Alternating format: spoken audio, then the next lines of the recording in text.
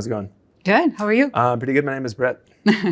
My name is Mira. Oh, okay. That's good. Then we're in the right place. So let's just fist bump it out for the camera. You have to hold it for the camera. Right.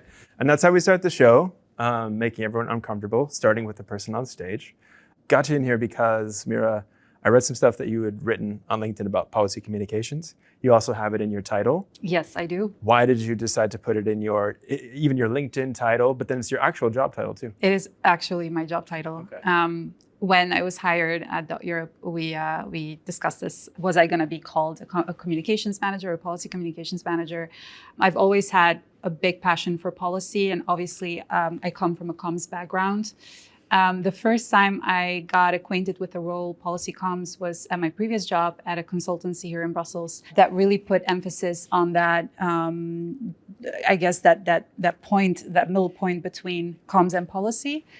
Most of my clients were trade associations, so that helped, of course. But yeah, ever since then, I realized that it's actually a job. So you have to use a whole different side of your brain to do policy comms, because you have to get acquainted with the EU bubble, institutions, how policy works.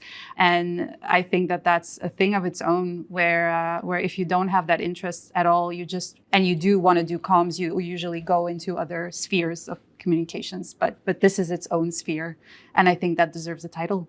Absolutely. Have you noticed a certain reaction when you tell people who are not working communications? Yeah. Like someone who identifies as a policy person or whatever else there is in this town. Yeah. How do they react? I think it's one of those things that I think the title is still up and coming. Most of the reactions I've gotten, or maybe all of them, were actually quite positive. People have said, "Oh, that's such a cool job title," or "It's really like the new thing in Brussels." And I think that's quite funny, because I don't think it's ever been a new thing in Brussels. Maybe the title as such, are people embracing it more, but the job has always been here. I mean, Brussels runs on communications. The job itself is not new. I think we just realized that policy comms on its own deserves its own title, I guess. Yeah. And do you feel that it kind of gets you in more rooms where it happens? Or not? Well, it gets you in different rooms. I think now it's also kind of like how you approach the role. I guess in my current job, I'm a bit of a unicorn, which I think a lot of people will relate to. So I do media relations, I do social media, I do a lot of things.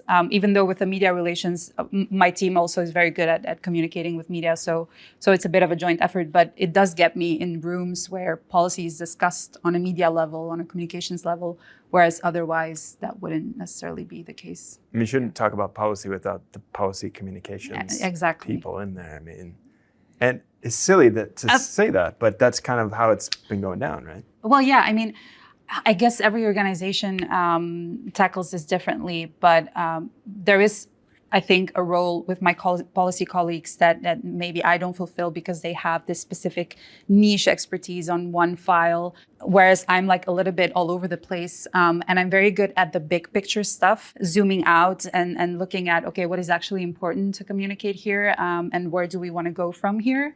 Whereas they're very good at the nitty gritty, which I don't necessarily. It would take me a whole different job to be able to focus just on one file. It's almost impossible to do that in our role. Interesting that you say that. I was probably 2-3 months ago asked to meet with a secretary general of a major association. Yeah. And she asked me, I'm going to make some moves staff-wise. Yeah. And I want to understand what this policy communications thing is, because I need that. Oh, that's great. Right? Yeah. And then she said, can you explain to me what it is? Which she kind of knew, but then she's like, explaining her vision of who she would staff with. And she said, this was really interesting, even though you've heard versions of it. She said, I need a head of policy. Mm-hmm. I need a head of advocacy, not the same person. Mm-hmm. Whoa, right? And then I need a head of policy communications, right? That is quite interesting, because it's already like three different brackets, right, where I think some policy comms people will put themselves also in the advocacy bracket. Mm-hmm. So then from the moment you actually have one-on-one meetings with external stakeholders, institutional stakeholders, I think it's logic that you would call yourself an advocacy specialist as well, maybe. Right. But yeah, that's interesting. Yeah. And what I thought is, because usually at a high level you just hear, I just need policy people. Yeah. And I need some policy people up here. And some external help. And then, or some, well, she didn't want to hire us. She wanted to hire me. In that case, but I think the interesting thing to me was that she fully realized that a policy expert is a policy expert. It is exactly what you said, the nitty-gritty. Who's going to understand exactly legally what's going to go down here, what the wording is. Yeah. That person who is more of an analyst person is not necessarily an advocacy person, which is more of an external relations function. Yeah. Doesn't mean that because you can analyze this thing that you really want to go walk across the street and go tell all the MEPs what you want, or the commission. Yeah. It's different skill sets there. Yeah. To find even that, like, we're not even to policy communications yet. We're just into like, I want to read, understand, analyze, and I want to go social butterfly at the parliament. That's already like a weird thing to find in one person. Yeah. I think a lot of policy people are put in both brackets, though. They're kind of forced to, because they have to do the nitty-gritty, also forced to do then the external relations of things. I think that's also the sexy appeal of the job. Let's be honest. You don't want to sit behind your computer 8 hours, 10 hours a day and just be an analyst. Let's be honest. They do. There's nothing wrong with that. No, a lot of people do. But I think if you, let's say you study affairs or something related, or law, and I guess in a lot of people's minds, the sexiness and the appeal of the institutions is to meet with those stakeholders and to meet with policymakers and to feel like you're like making a change. Whereas if you're an analyst, I've been at the research side of communications in the beginning. And to me, it was quite hard to pinpoint what kind of change I was making or the KPIs. Whereas if you are in the campaigner shoes, it's much more easy. So yeah, I think a lot of people are put in both of those brackets because they maybe claim it or want it. So she had this head of policy, head of advocacy, and then head of policy communications. Yeah. And then she said, so how did they fit together? And my first inclination was to tell her they're at the same level. Yeah. They have to be. Yeah. Right? There's a Venn diagram of some overlap, but they should all really like each other and respect each other. And that's like the first thing, that they actually like and respect each other. Absolutely. If the head of policy says, I don't do policy comms, which is fine, you can say you don't do it. But if you say that it's not like worth doing, that's another thing. It's like, bro. No, you're absolutely correct. Yeah. And since we now in my current job, we're such a small association, we're just with 5 of us, the amount of times I make my colleagues write comms material. Right. I love that they love me for it. I think I take them a little bit into an uncomfortable space where they wouldn't take themselves, just to put their expertise forward. I cannot do everything by myself. I cannot write all of the thought pieces. I cannot, and then do this, and then do that. So I kind of like have created a little bit of a comms team within the policy team that we are. And they really welcome that, to use a very, popular bubble phrase. But otherwise, if they wouldn't, it would make my job so much harder. Cool. So we got the respect thing down. That's the main thing that you need. But then we got to talking before a few weeks ago, and I think we have this shared desire to make it easy for organizations around Brussels to, the bosses mainly, to know what they're getting themselves into and to professionalize the policy communication. What's the name of this thing? Policy communications function. And now is the fun part. So if you reach under your chair, just under your chairs, right? And then one of you should reach onto the floor because a surprise has been spoiled. Oh my God, what is that? So some of you will find a paper taped to the bottom of your thing, right?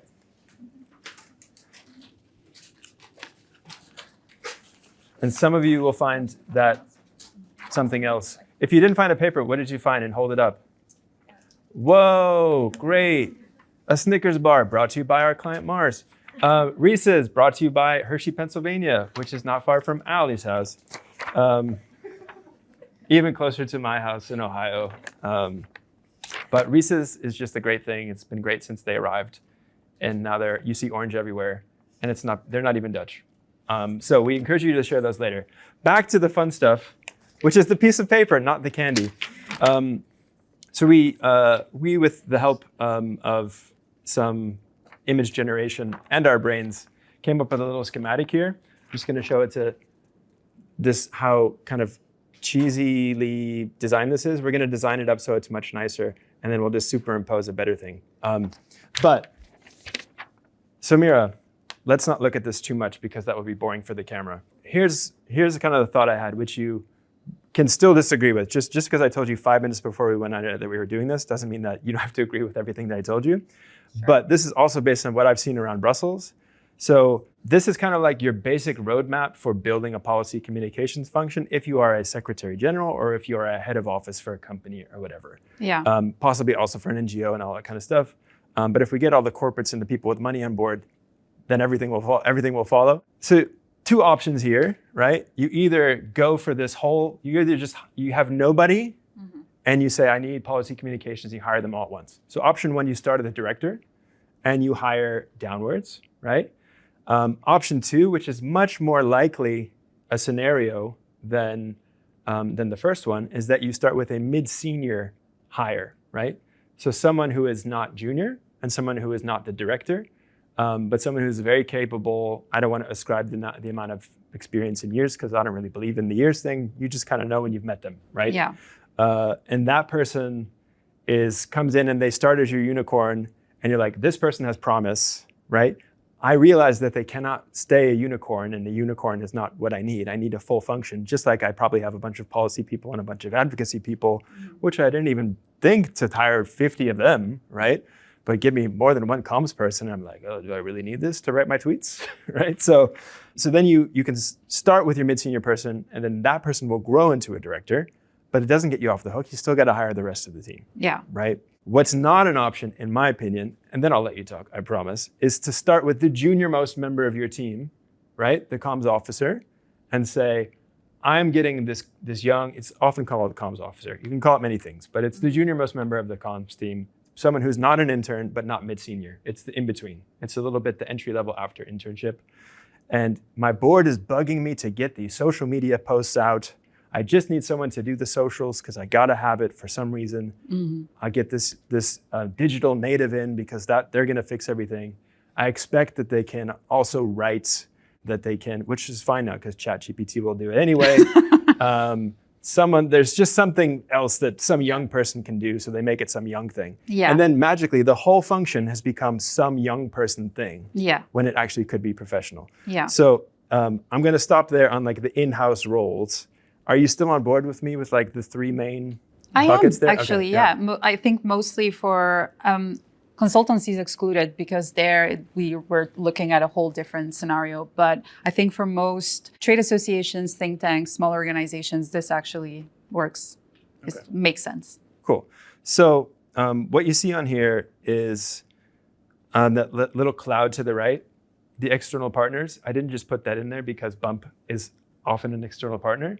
The reason it's in there, and Mira agrees, who is not a Bump client, by the way, we were not ruling anything out, but she's not, is that and this is where I think it really goes wrong because a sec gen or head of office is by nature not a communications person in the first place. It's normal for them not to understand the breadth and the spectrum of what policy communications can be. Yeah. And all of the different skills that you might need, from creative skills like videography to video editing, already not the same thing, right? No. The person who is editing this is not in the room. He's not going to be in the room. He's in Colorado. Hey, Mike. Thanks, Mike. Right. And then you also had the person, so Malta, who set up the lights and did the stage design and make sure that we're all perfectly backlit. Jonas doesn't know how to do that. Just kidding. He doesn't know how to do it. But he didn't do it today, right? Because these are just different skills. And we've already said, even within the 3 expert guys that we have to do video, even within video, there's a bunch of specific stuff that they all do. Then you get into graphic design. Yeah. You get into writing. Yeah. You get into illustration.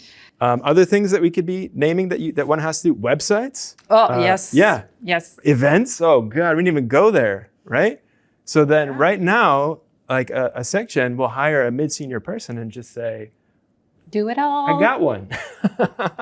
Figure it out. So there's just so many things that you're not going to know what you need until you need it. And then it makes sense just to outsource it with smart people that you know. Yeah. And then you gotta, so you look at this as a big boss and you say, yeah, man, this whole thing's gonna cost me some money. Yes, it's gonna cost you money. You don't want, the good stuff isn't cheap.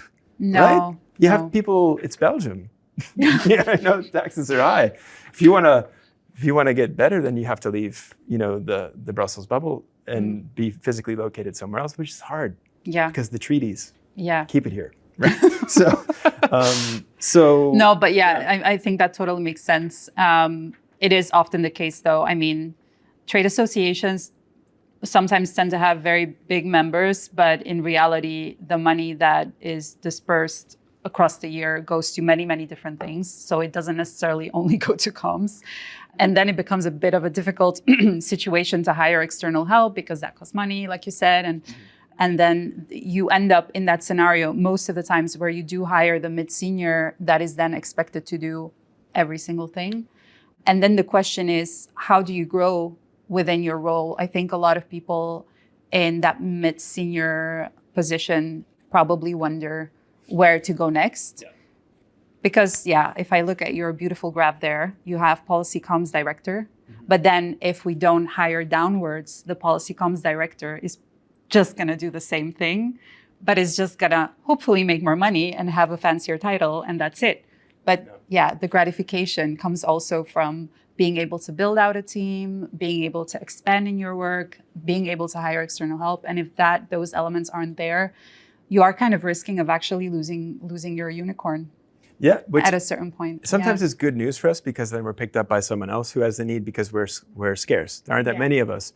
But we, as much as that's not nice right now, and sometimes we, I think as this discipline that we're building in this community that we're building, we actually want it to grow and we want there to be a career track and for people to come in. I mean, honestly, I think in a few, like maybe even this year already, someone will come into the Brussels job market. They will have a policy comms title. Yeah. And nothing like it was always that way, which is great. So we're kind of already getting there. But people, need to see that there's a progression, that there's a growth path. It's normal. It's basic HR. And they need to see they're going somewhere. And money is nice, but we all know in Belgium, you all get your indexation anyway if you're an employee. You get a free raise, you don't even know it. Oh, the amount of times I've heard employers say, you don't need a raise. I mean, there's indexation. I mean, they're not wrong, but let's not go there.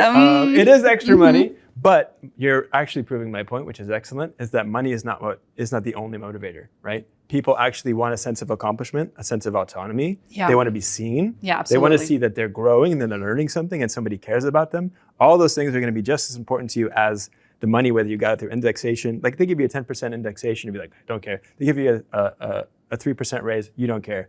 The only raise that you care about is like 25, 30, 40%, which they can't afford to do, right? Of course, yeah. Yeah, so, but then if they could meet you halfway and say, actually, I see you, and you believe them, and they're not just kind of like stringing you along just to keep you placated, then I think they're onto something there. But to do that, they should show you a plan of what it's going to be. And then when you walk into their office, I'm not saying that this is relevant to you at all. This is everybody in Brussels. So many people are in the same spot where they're supposed to be the unicorn. Yeah. They don't see the growth path. Their boss is like, I don't know what you're talking about. Mm-hmm. And then they either leave that job and go to another one where they are taken seriously, or they leave comms altogether because the real growth path is in policy, right? And if they're sticking around Brussels, what else is there to do if they want to be taken seriously? Yeah, right? Which I think is also a viable option, which I think should talk a little bit more about in Brussels, because people tend to be put in brackets or in boxes very quickly here. Oh, you're the comms person. It's impossible that you can do policy. Well, you're reading up on these files every single day. And if you would put the same amount of time and effort into one specific file, you can get there. Yesterday, one of my colleagues actually asked me, is it easier to go from policy comms to policy or from policy to policy comms? And I thought those are the discussions we're having today. And I love that question. People are actually asking this question. Yeah. And I think that the answer to that is it depends on the person. And it depends on it's totally okay to want to switch jobs. I know that sounds like crazy in the EU bubble, but it's totally okay. And if that's a viable growth path, then so be it. Yeah, for sure. And then also right at the bottom of that thing, you see this in-house specialist. What do we mean by that? If you're this spectrum of specific things that you need, like if you need so much graphic design and so much web design that you at a certain point, it makes sense not to put someone in-house to do that, which you may well do, and that's why we've included in there. But there's a big watch out there. If you hire, for example, a graphic designer, remember that person also needs a growth path in-house. If there's no senior graphic designer or no art director, no creative director, they eventually will be like, what am I doing here? I'm learning nothing. The condition for hiring someone, once you have your mid-senior person, is that everybody in your group has someone to look up to and to learn from. And if they don't, then you might as well not hire them in the first place and just outsource it. You can't just string people along like they have a whole career and then just fake it. Yeah. It's uncool. I've seen it happen so many times. No, it happens totally. And yeah, you're totally right. I think if in those scenarios it is possible to hire external help, I think that is the better scenario, because again, if you don't, and I think this is also on people who, it's easier said than done, because when you apply for a job, first of all, you just need a job. I mean, that's the reality of things in this economy.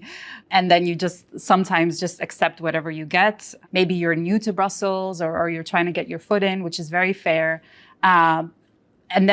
But ideally, in the best case scenario, you want to ask those questions when you're applying for a job. What is my growth path here? Like, where am I going in 2-3 years from now? And if you don't necessarily get an answer to that, or you see that, the organogram of things, doesn't really work for where you want to go, then it's maybe good to have an honest conversation with yourself.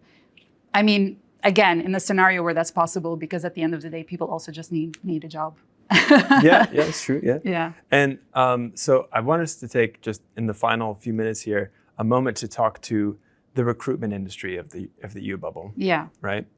Should I speak to this camera? This is my camera. Hello, friends. Right. So here's the deal. You're looking for a lot of great people. You've started to talk a little bit about policy communications as a tangential thing, but it's not on the headline of the job ad right now, right? So when you were like, recruitment agency X has been retained by association Y, is still fairly rarely a comms position, and I still haven't seen policy communications, right? So you don't have to wait until the market tells you, your clients tell you what it should be called. You can actually suggest to them that it should be called policy communications, and that there should be a whole plan for who they should hire. And this is why it's in your interest. If you get them to hire at the right level, this is important. Mira agrees. Mira, tell that camera you agree. Fully agree. Okay. If you hire at the right salary level, depending on your commission structure, you will make more money, right? So it's in everyone's interest. And if you get the recruiters on board, things start to change pretty quickly. Some of them are very nice people. Only you. So once you get on board with that, you will see a whole new part of your business unlocked for the policy communications function, which will start adding just profits to your business. It's bottom line stuff, like you're just going to get paid. Policy communications director equals you getting paid. I agree. We agree. We have like 50 people out there, so we'll probably just have to amplify their voices because we didn't put them on mic. So I agree. We agree. All right, that was not forced at all. So I think that will do it. We're gonna really like tighten this thing up. We're gonna make it even better, and we're gonna put like a cover letter and like a front page on it, and like send it to the recruiters. And then we're gonna get a bunch of people to sign off on it. People who actually make these hiring decisions. We happen to know a bunch of secgens and heads of office, and they actually all agree with this. So anybody who's a bump client is already on board, right? And that's like literally 95% of the market is already paying us money. So that's how big we are. So if we already have the coalition, which we learned in a different episode with Rowan Emsley, you should check out, which is either already aired or will air, build a coalition around the thing that you want to make happen. Yeah. Bring people who are already emblematic of what's happening. Bring the right audience to like applaud at the right times, which is now. They just never know. Next episode, they're gonna get it right. And pretty soon, like in 5 years' time, even 3 years' time, we'll look around and we'll see like just hundreds of policy communications people all doing awesome work and getting paid the right way. Absolutely. Cool. Yeah. Thanks, Mira. Thank you for doing this. Thanks for coming.